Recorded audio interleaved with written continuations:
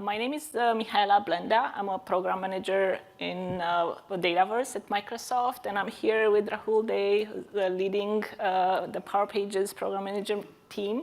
Today we're going to talk about securing and governing AI copilots for enterprise-grade low-code solutions. It's going to be a very fast-paced session, so pay attention.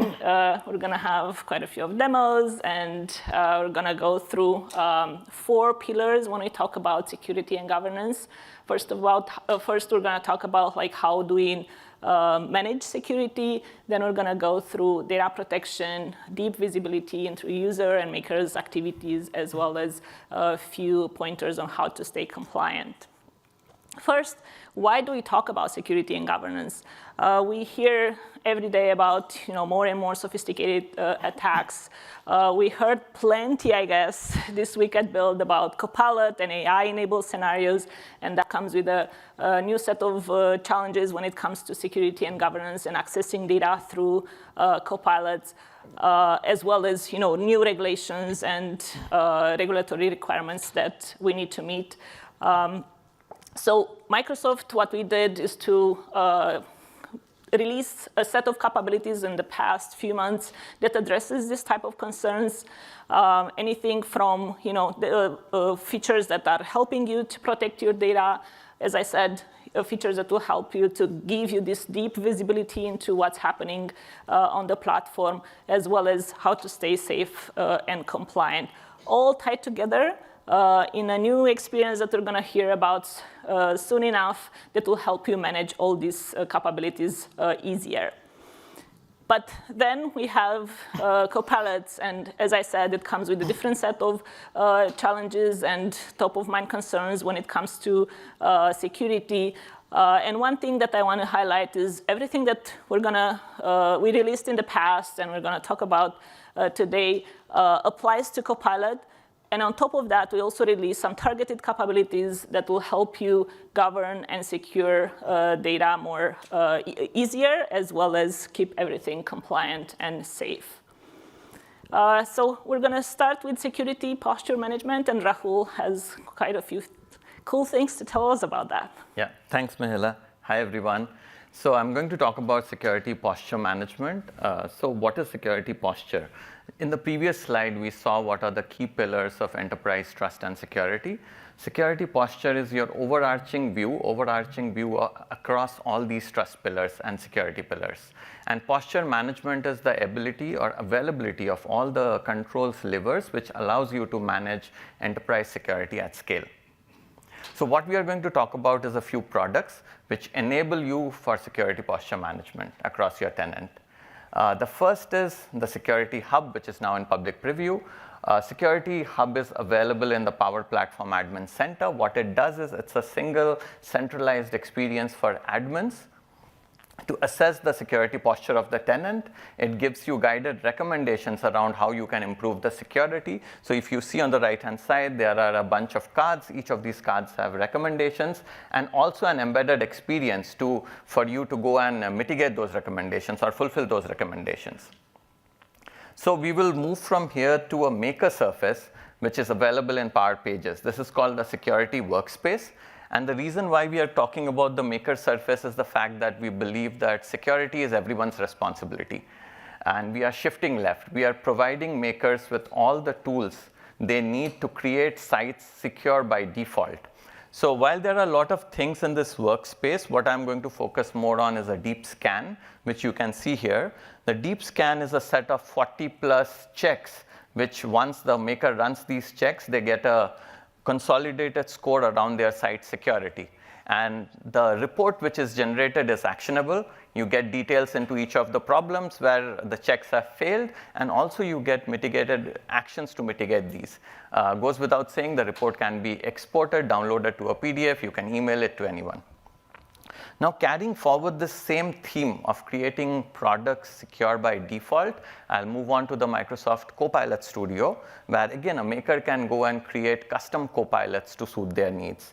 Now, when these custom copilots are created, what we ensure is their default security settings are in the most secure state. For example, by default, for any communication with these copilots, you need authentication with Entra ID, and these copilots are also shared with no one when they are created. With this, what we will do is we'll move on to a demo where we will see a few of these concepts in action.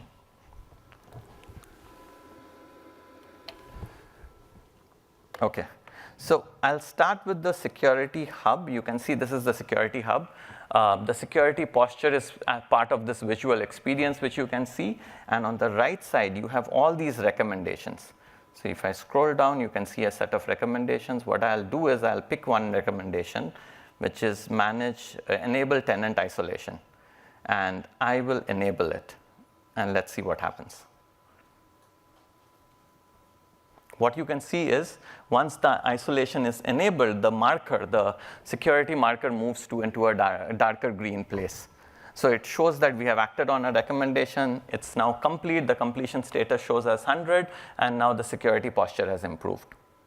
I'll now move on to the security workspace, which is available in the Power Platform Power Pages Design Studio. So here you can see it's the fifth workspace. And there are a lot of features in this workspace. You have all the, you can do security-related configurations, settings, table permissions, but we will talk about the run scan.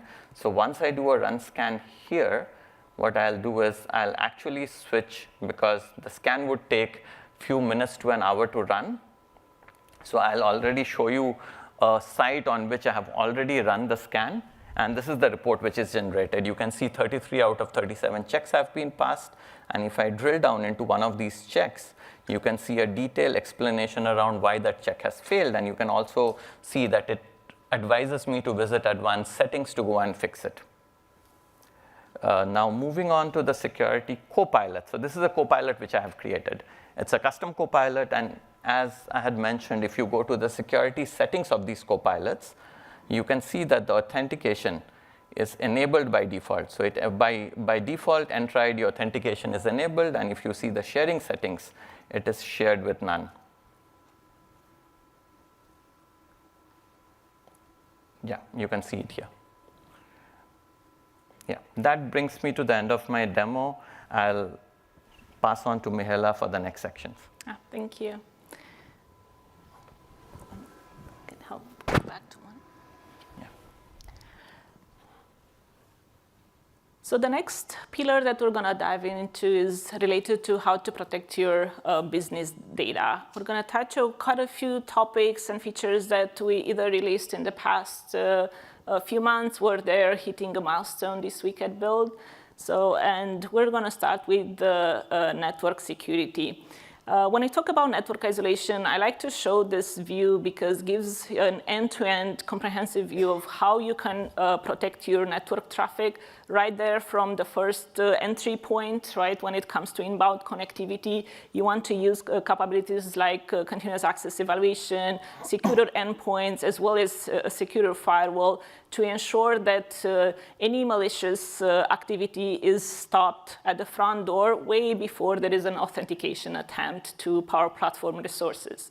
Then at the other end, you have outbound connectivity. So you want to make sure that when resources in Power Platform are connecting to either Azure or M365, that network traffic goes through your secure private network. And for that, we released just a month ago as in GA, the support for database plugins to enable for Subnet, Azure Subnet, as well as the first set of connectors that we prioritized based on customer demand that were more common in customer scenarios, like SQL and Azure Key Vault and others, to ensure that when you're connecting from Power Platform to these Azure resources, all that traffic goes through the configured subnet that you're providing.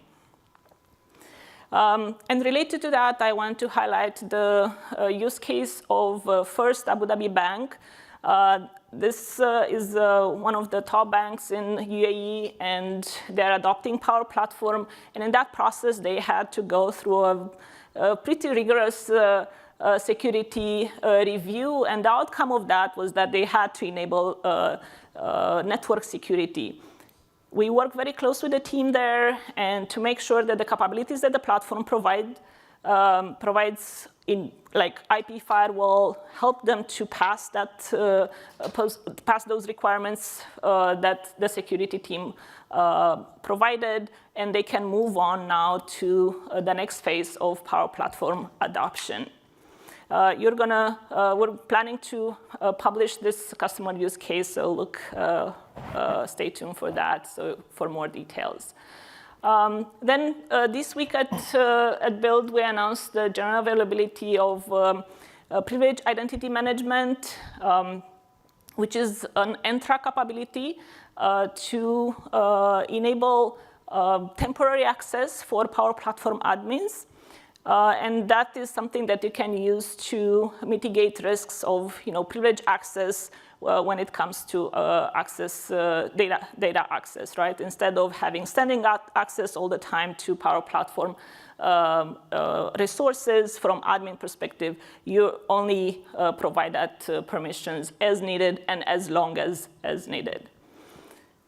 Another capability that will help with mitigating risks when it comes to protecting sensitive data, this time that you store in Dataverse, and protecting from use cases even like looking kind of over the shoulder to someone's screen. It's data masking. It's another feature that is going to be available as part of this build wave. It's also very flexible as it's integrated with column level security as well as our back policies. So it's very flexible from that perspective. And we're going to see later in the demo another capability that helps with mitigating risks when it comes to data exfiltration, which we call the client application level control. This is useful in scenarios that when you don't want or you want to allow or not allow certain client applications like Excel, like Copilot Studio we saw earlier on, and many others, you want to govern the access from those applications to Dataverse. And you can see how you can do that either at application level, or you can build policies around that using RBAC policies, right? So you can allow only certain types of users to use those applications to access Dataverse environments. And related to Copilots, like I assume everyone is familiar with the DLP. We all know that all Power Platform connectors support DLP, and they're, if you use them in the context of Copilots, they will also be compliant with those policies. But in addition to that, we heard even this week at Build a lot of capabilities that you can use together with the Copilots, like grounding data sources using knowledge, and connecting to public websites and other things like that. We added governing controls for you to make sure that you enable makers and users to only access the data sources and the scenarios that comply with your business requirements. So we're going to go and try to see this in action. Like, we're going to quickly go through all these features. So let me move here to my laptop. And we're going to start with network isolation. I think this was the first one. We're going to go back to Security Hub. As Rahul mentioned earlier, we added quite a few of capabilities in the Security Hub to help you manage, better manage security and set these guardrails when it comes to managing the Power Platform and setting policies proactively. And one of these capabilities is Azure VNet. So basically, what we want to do is for the environments that I have a Copilot, I want to make sure that that traffic that originates from Power Platform, like from the Copilot, and connects to some Azure resources, they're going through the subnet that is being configured, both in Azure as well as in the Power Platform end. I'm going to use this environment that I already have, the enterprise policy for Azure subnet already configured. You can see here in the environment history that I've done this configuration already. And let's imagine that I have a scenario where I have this Copilot that I interact with to find some customer details. Some of that is stored in Azure SQL. And I'm gonna, let's assume that those customers are internal. But I want to compare that list of customers with a partner list that is provided through an Azure API. And both these Azure resources do not allow, like if I go to networking here, you can see that public access is disabled, right? And similar for the web API that is provided by my partner is also from networking perspective. We're gonna see that basically public network access is disabled and it's behind a private endpoint. So when I go to my Copilot, what's going to happen, right? When I call when I connect to those respective data sources, right? Like in case of SQL, I use SQL connector. For the web API, I use a Dataverse plugin. And as I said earlier, both the connector and Dataverse plugin support Azure Subnet. And I tell Copilot, for example, to get customer list or contact list. Now this is live, so if it doesn't work, we're gonna blame my colleague Diganta. So as I said, now we have this option to choose either the internal list of partners that is gonna go to my SQL instance, or I want the list from my partners that is gonna use the web APIs. I'm trying to hit SQL here, and now everyone is gonna pray for me, and here we go. We got the list of customers from SQL. Similarly, I can use, from the other end,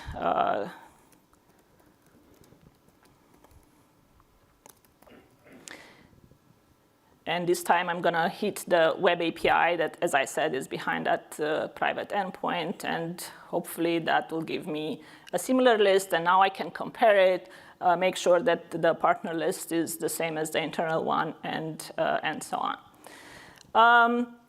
The second demo that I wanted to highlight is the DLP.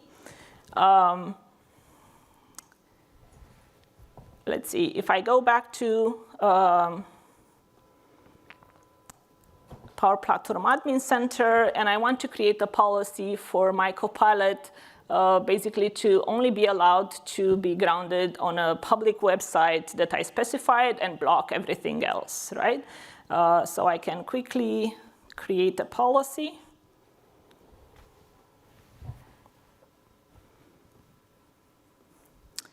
I'm gonna be very original and call it Copilot policy, if I know how to spell.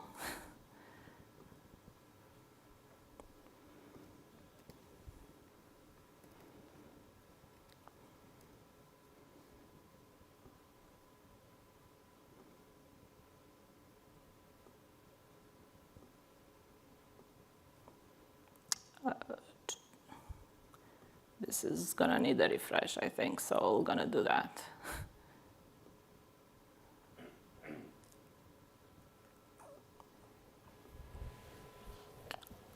This is happening when it's live, so okay, here you go. So I wanna configure and allow just, for example, let's assume that I have a Copilot that is going to give me data from Lowe's. So I'm going to allow this one and disallow everything else. Let's skip this one, and then I'm going to add it to the environment that I have my Copilot. Next. So my policy is created. And now if I go, for example, to my Copilot, you can see that I already added this public endpoint to my knowledge sources. So if I say get list of this, it should return information from Lowe's.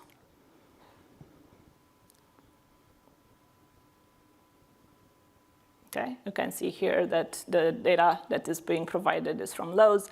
But if I'm trying to add another public website, like, for example, Home Depot,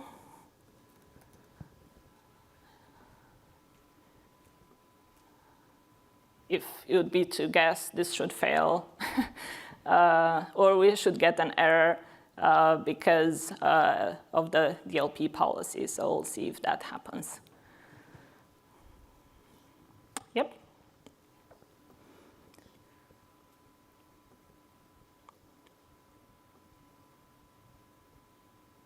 Oh, here.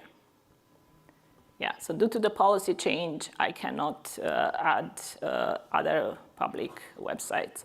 So my choice, in order to continue working, I will have to remove that one so I can basically publish my Copilot and share as is with my users.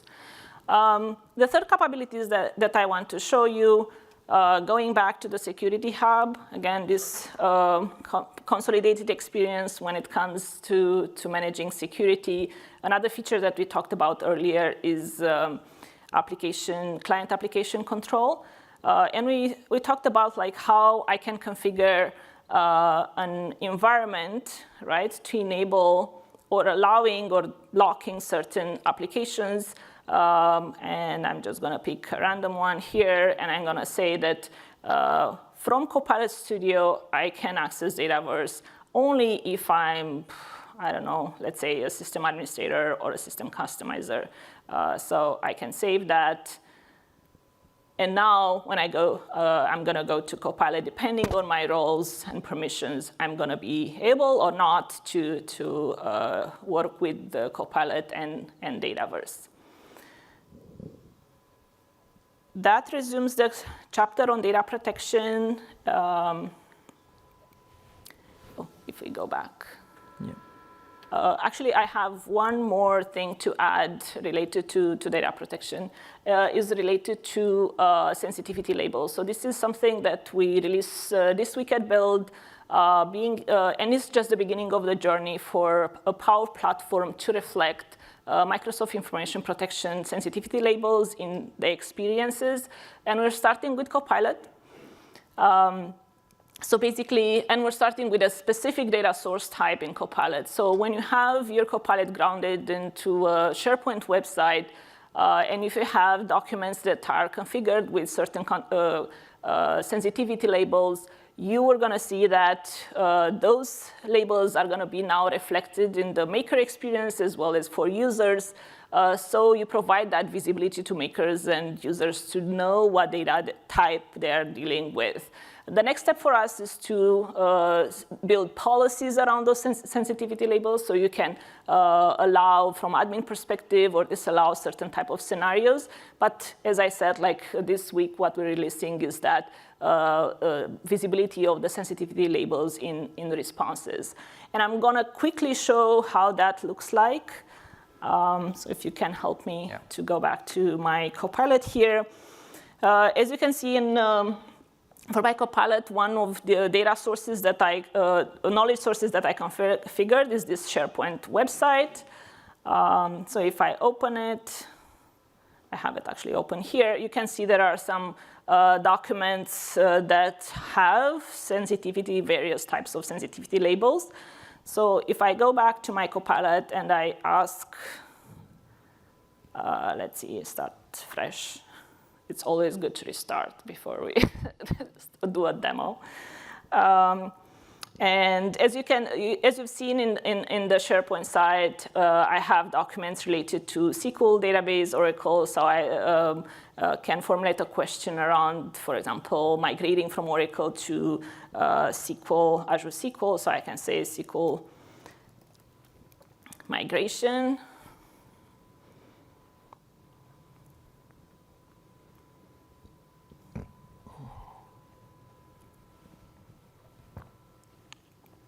And Copilot returns to a very elaborate response that is using two of these documents. And as you can see here, I have the sensitivity label for each of those docs. And more importantly, I have a summarized sensitivity label for the entire response that is taking the highest value from sensitivity perspective. So I know, like, as overall response, what type of data I'm dealing with. So that is really concluding the data protection section. And next, we're going to talk about how we can help admins to have that deep visibility into users and maker activity. Hey, hi everyone. So I'm going to talk about deep visibility over the Copilot's access and activity. We understand that in the age of Copilots, one of the major concerns or one of the major asks from admins would be to have complete visibility into the Copilot's access, the activity, and usage. So what we are going to talk about are 4 things. The first is integration with Microsoft Sentinel, which is useful for threat detection. Now you can capture logs and retain and see the Copilot's activity in the Microsoft Purview Compliance Center. You can enable Dataverse environment audit from the Security Hub, and you can track the usage of the Copilot in a Copilot Hub. Now I'm going to show the details into the Copilot Hub. It's again a centralized experience which is going to be available in PPAC. Right now it's in private preview. So now we have Microsoft Sentinel is an existing product.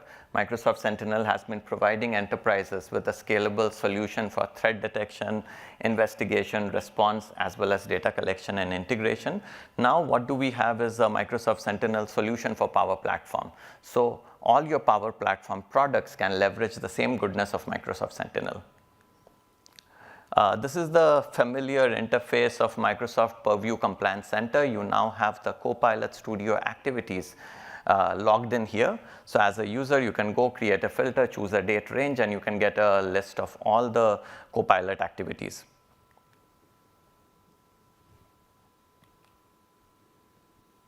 Yeah.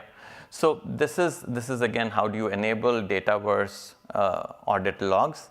We provide you now with Security Hub. We provide you an easy to use interface to go and enable Dataverse audit logs for any of the environments. And finally, this is the Copilot Hub, which is right now in private preview. The whole idea is to create, again, a centralized experience for admins where you can get any information related to Copilot. The first part, if you see, is more informational. It has a lot of learn documents, knowledge documents, FAQs. In the next section, you can see the usage activity. You can see the maker usage. You can see the end user usage. In the third part, what you can see is the governance controls, the tenant-wise governance controls, which again can be accessible from this Copilot Hub. And the fourth part is about responsible AI. What kind of content moderation the Copilot is already doing on your behalf. What we'll do is we'll go to a demo where we'll see some of these concepts. Okay. So, and this is the interface of Microsoft Purview. What I'll do is I'm going to choose, I'll type Copilot. I'll choose few of these instances.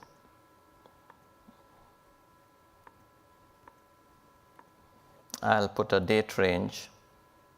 Let's say if I want it from May 19th, and then I'll do a search. So what it will do is it will create a file. Yeah, start search. It will create a file with a list of all these logs. So what we can do is there are some logs which I have already generated. I can open one of these, and what you will see is the list of activities. You can again drill down into one of these, and you can get further details. Again, these logs can also be exported. You can use these logs to respond to a security incident, for a forensic audit, for your compliance or security obligations. Next, what I would do is, I think this is what Mihaela spoke about in one of our slides, that from the Azure portal, you can actually provision a Power Platform administrator for a certain amount of time. So for example, I can enable me as an administrator for, let's say, for 8 hours, or you can also put a custom time frame. You can put a reason why For example, let me put for demo, and I can activate the user. So now this user becomes a Power Platform tenant admin. Now let's say I have seen certain amount of activity in the Copilot logs. Now I have become a Power Platform tenant admin. I would go to the Security Hub, and I'll go down. I can see the recommendation that reduce the number of administrators. Let me click here. It will give me a list of the system admins in the system. Let's say there are 16 system admins in the system.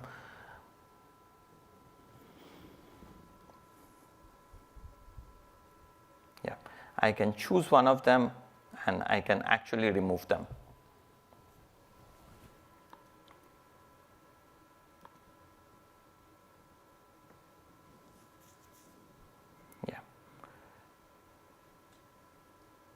Finally, this is the Copilot Hub, which is a blade in the Power Platform Admin Center. As I was talking about, the first part is all informational. You can dive into these documents, understand the Copilot better. The second part is the usage. This is where you see the maker usage. This is where you see the end user usage. This is, again, across your tenant for all the products in Power Platform. There are some governance action. Let me open one. You can see a set of tenant level actions which are here. And at the bottom, you will see the RAI graph, which somehow is not loading at this point, but I have shown you how does that look like, and it gives you visibility into what kind of content moderation the Copilot is already doing on your behalf. With this, I come to the end of my demo, and for the next part, Mihaela will walk you through it. Yeah. One.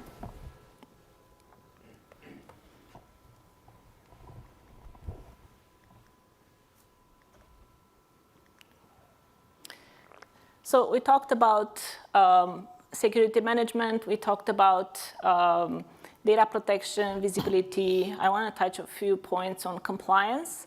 And specifically, I want to reference back Microsoft Purview. And as a reminder, we talked about Microsoft Purview quite a few scenarios in this session. We first talk about sensitivity labels, reflecting them in Copilot experiences. Then we talked about how we sent user and admin activity to the compliance center. And in this case, we're talking about another integration between the platform and Purview when it comes to scanning, classifying, and labeling sensitive data that is stored in Dataverse.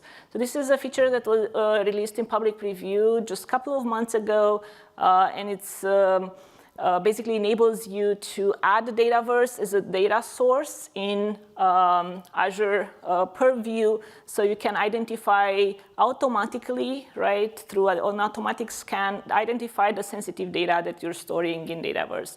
So then you can establish define policies to further classify and use that data accordingly. Then from compliance perspective, one thing that I want to mention when it comes to what I hear from customers a lot is about how we are using that data. And many of the customers have sensitive data that is required to stay within the boundaries of the geographic boundaries of the environments that the data is being stored in. And I want to make sure that everyone is aware that by default, in all the regions that Azure OpenAI is available, that data is guaranteed to stay within the boundaries of the environment from a geo perspective. Even for environments, for geo regions where Azure OpenAI is not available, we give you those controls for you to decide if you're allowing us to move that data outside of the geo boundaries for processing. So that's something that is in your control. If you really want to use the Copilot related services, then you're going to have to enable that. I want to bring, before we close, I want to bring the example of EY, which is an organization or company that is providing professional services to thousands and thousands of customers. due to regulatory requirements, and they have very, very strict security requirements related to isolating those customers, making sure that they're governed them in separate environments. So that came with a set of requirements. Then it's very important for them to have very, very strict access to the data. They're dealing with business data, so they work very close with us to make sure that we are providing those controls to have that granular access to data that is stored in Dataverse. And finally, like we just talked about, privacy and compliance, right? Like when we're dealing with the customer's data, and many customers that they are dealing with, they want to make sure that that data is stored and used in a compliant way. So this is another customer story that we're going to publish that brings all these capabilities and more that we talked about. They're bringing together, being used by EY to leverage the platform.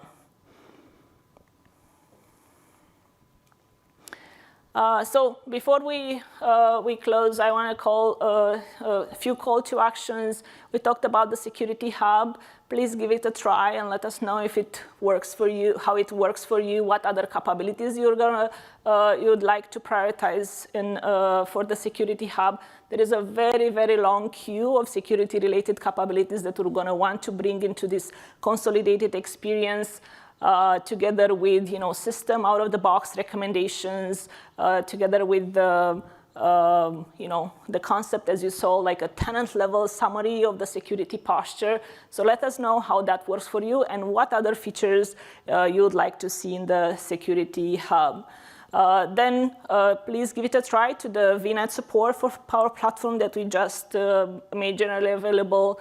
And all these other integration points with Azure and Microsoft, Azure Sentinel, Microsoft Purview, as well as we mentioned, the Purview logs that we are emitting to Azure, to Microsoft Compliance Center.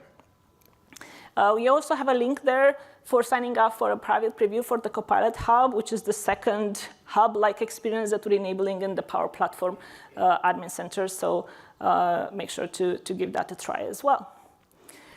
Next, I want to leave you with also some resources, some of them that I want to highlight that are new. So I want everyone to be aware that we just released a white paper with everything security-related. And it's very, very comprehensive. So please make sure that you do grab that and read about it. A few resources that are very useful when it comes to governing and securing AI-related copilots and AI-related scenarios. There is also a video that encompasses a lot of what we talked about today and a lot more, I would say. It's a very, very fast-paced video that goes through all the capabilities that we have from security and governance perspective, together with some best practices. I want to highlight that are included in the video for you to know how to build that safe baseline when it comes to onboarding to Power Platform. I was talking to someone earlier that they are just starting, so that would be a very good resource for you to understand how do I start from a safe baseline and how do I build that. And finally, I want to point you to the Power Platform Well Architected. One of the chapters there is on security, so do give that a read as well. It's a very, very comprehensive architecture view on how to build on Power Platform. And finally, our resource team, if you want to influence how our product is going to look like, or to give us feedback on what we're building, please reach out to them. They are looking for volunteers to help them with researching some of the capabilities that we're actually talking about, including Security Hub and others, and Copilot Hub and others. So that's what we had. And we are towards the end of the build, so the related sessions might not apply, but everything was recorded this week, so if you missed something, make sure that you're catching up. And that concludes our session. We have about 5 minutes for questions, so if there are any questions related to what we talked about, or maybe we didn't touch on for certain topics, you can raise your hand. And I don't know if we have a mic, but hopefully we do. We do. Yeah. There was Or maybe from online, yes. Okay. there was one question online. I don't know. if We it's- don't hear you. I can help repeat it if. Okay, maybe I just be louder. There was one question from online that we were not able to answer yet, so I'm going to read it out loud. I have a question regarding the management of plugins of Copilot for M365 created in Copilot Studio. How can I choose who can have access to a specific plugin once I publish it? My understanding is that governance experience for M365 plugins is on Microsoft Admin Center, M365 Admin Center, so that's where you can govern the access to the respective plugins. Any other questions? Yes. Are all log events available under the base license? It's not like we have to buy an elevated license for additional log events. Are they all included in the base license? So you're going to need a license for Purview. They're not included with the Power Platform licenses, but whatever license you have to access Purview audit, that will include all the audit events that we're sending from Power Platform, and yes.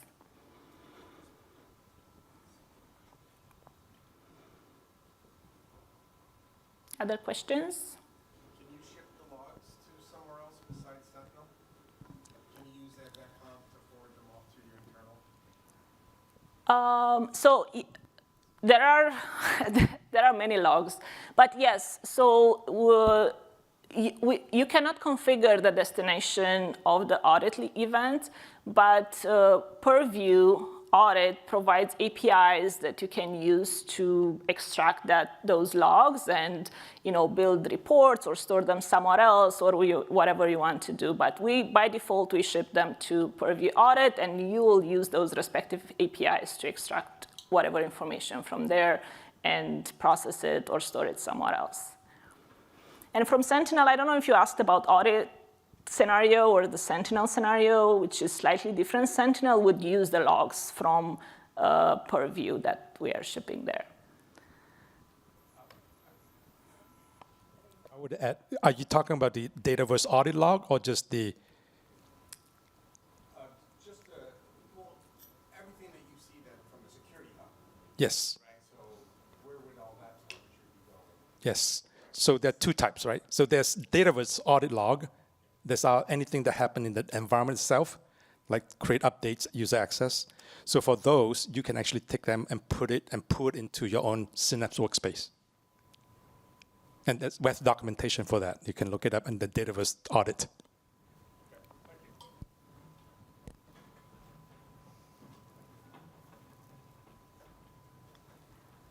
Other questions? If anything online, if not, we can conclude here. Thank you for staying so long. Thank you. And appreciate your input.